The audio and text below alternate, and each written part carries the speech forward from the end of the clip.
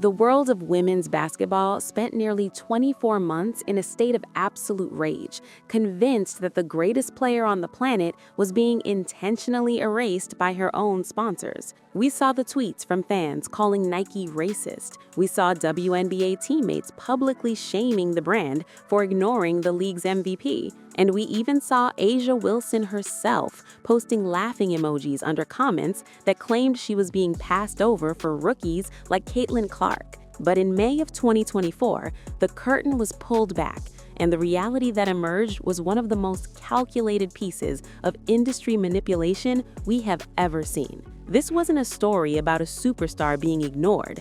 It was a story about a superstar who signed a secret deal years ago and then sat back while the entire industry burned itself down in her defense. Today, we are following the money to see how A'ja Wilson used a strict NDA to turn herself into a martyr, forced Nike into a corner, and ultimately launched a brand on the back of a controversy she helped manufacture. We are going to answer 3 specific questions. Why did A'ja allow her own teammates to attack Nike while she was already on the payroll? How did she use Caitlin Clark's $28 million deal as a leverage tool?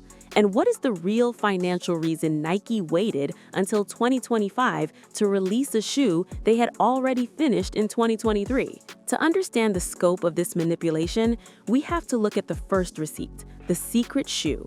According to reporting from the New York Times in May 2025, A'ja Wilson admitted that Nike had actually approached her about the A1 signature line way back in early 2023. For 2 full years, while the internet was convinced Nike was snubbing her, A'ja was secretly flying to Beaverton, Oregon, working with designers and signing off on prototypes. Per the Reddit threads and social media archives from late 2023 and early 2024, the narrative on the street was completely different. Her fans were in an uproar, and even her Las Vegas Aces teammate Sydney Colson was tweeting things like, "Where is A'ja's shoe?" and "Nike is making a mistake." In the industry, this is known as narrative arbitrage. By staying silent and letting the public believe she was a victim of corporate neglect, A'ja built up a level of brand debt that Nike eventually had to pay back with interest. The most shocking part of this business move isn't the secret itself.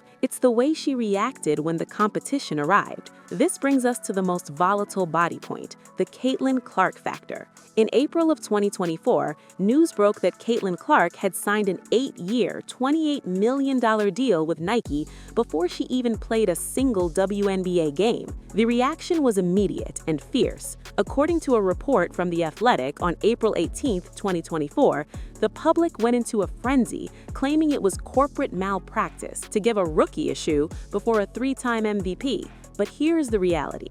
A'ja Wilson knew she already had a shoe. Instead of clearing the air or calming the waters, she leaned into the chaos with a precision that would make a corporate CEO jealous. On the very day the Clark news leaked, A'ja posted a vague Bible quote on Twitter that many interpreted as a sign of her being slighted or passed over. This fueled the fire even more, leading to weeks of negative press for Nike and intense vitriol directed at Clark from across the sports landscape. According to industry insiders and sneaker reporters like Nick DePaula, this created a Goldilocks zone for A'ja's marketing. She became the people's champ, who was being held back by the man, which made the eventual reveal of her shoe infinitely more powerful than if she had just announced it normally in 2023. She allowed Clark to take the heat as the corporate favorite, while she quietly built a mountain of consumer sympathy that would eventually translate into millions of dollars in pre-orders. This leads us to the second realization. The "Of Course I Have a Shoe" sweatshirt was a multi-million-dollar PR flip that was planned months in advance. When Nike finally announced the A1 in May 2024, A'ja walked into the arena wearing a sweatshirt literally said, "Of course I have a shoe.com." It was a masterclass in gaslighting. She effectively told her fans, "I've had this the whole time, and the joke is on you for thinking otherwise." But while the fans felt like they were in on the joke, the business receipts tell a much more complicated story. According to reporting from Front Office Sports in late 2024, Nike was actually in a massive logistical bind throughout 2023. They couldn't release Asia's shoe earlier because they were still trying to offload massive amounts of Sabrina Ionescu's Sabrina 1 inventory. The industry reality is that the WNBA market, while growing rapidly, couldn't support two massive signature launches simultaneously without them cannibalizing each other's sales. Asia didn't just wait her turn, she allowed Nike to use her as a lightning rod for criticism to keep the brand in the headlines until the market was ready for her specific product. This wasn't a failure of Nike's marketing, it was a success of their inventory management, and Asia was the highest paid accomplice in the world. The strategy becomes even more fascinating when you look at the mistakes that were actually moves designed to protect her reputation. Many people thought Asia's cryptic tweets were an emotional response to being undervalued by a billion-dollar company. Per the Las Vegas Sun in May 2025, Asia's teammates were reportedly shady on Twitter for months, claiming they would get shoe deals before her. Looking back with the benefit of hindsight, this looks like a coordinated effort to keep her name trending without her having to say a single word. In the clout economy of 2026, being ignored is often more profitable than being accepted. By the time the A1 actually hit shelves in May 2024, the demand was artificially inflated by 2 years of suppressed hype and righteous indignation. According to retail data from the sneakers app and Nike.com, the initial Calm Slide and apparel collection sold out in record time, largely because the fan base felt a personal responsibility to prove Nike wrong. Asia successfully weaponized her fans' loyalty to guarantee her own sell-through rates, turning their anger into her profit margin. But as we move deeper into 2026, the reality of the WNBA's financial structure is starting to catch up with these superstar deals. According to reports from ESPN on January 1st, 2026, the WNBA's latest collective bargaining proposal suggested the league could lose $700 million if they meet the players' new salary demands. This puts stars like A'ja Wilson and Caitlin Park in a strange and potentially dangerous position. On one hand, they are the faces of a booming industry that everyone says is the future of sports. But on the other, their individual endorsement wealth, like A'ja Wilson's Nike deal and Clark's rumored $50 million Saudi League offer mentioned by international outlets in October 2025, is far greater than the actual profitability of the league they play in. A'ja isn't just a basketball player anymore, she is a hedge against the league's instability. By securing her own shoe empire through what many consider manipulative silence, she ensured that her financial future is decoupled from the WNBA's potential bankruptcy. If the league were to fold tomorrow, A'ja would still be a global brand with a signature line that sells in China, Europe, and every mall in America.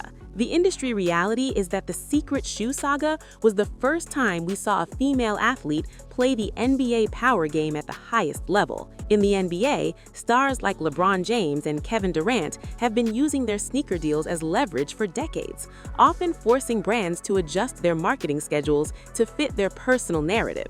A'ja Wilson proved she could do the same, and perhaps even better. She managed to keep a massive secret from her own parents for 2 years, according to her own comments on Reddit and various WNBA subreddits in February 2025, showing a level of discipline and commitment to the bit that is rarely seen in professional sports. She didn't just play the game, she sat back and watched the world debate her value, knowing exactly what her bank account looked like. She fanned the flames of a racial and generational divide to ensure her product's launch was the most anticipated event in the WNBA history.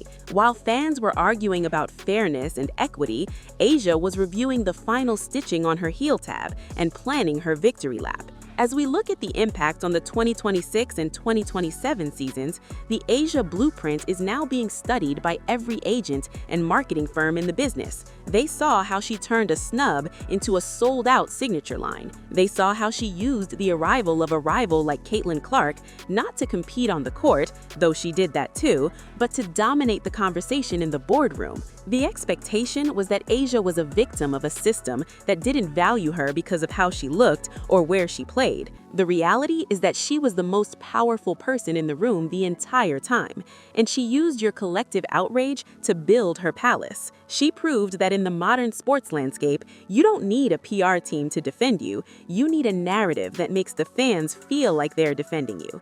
Asia Wilson didn't just win the MVP on the court, she won the manipulation MVP in the industry. She successfully navigated the transition from being a great player to being a protected asset. In the world of high-stakes sports business, there are no victims, only players who haven't revealed their cards yet. Asia Wilson played the longest game in the history of the WNBA, and when she finally showed her hand, she took the whole pot.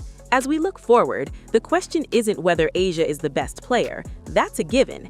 The question is who else is currently being snubbed while secretly signing nine-figure deals behind closed doors. The industry has learned that a silent superstar is a profitable superstar. The drama, the tweets, and the leaks are all just parts of a script written to keep you engaged until the buy button appears on your screen.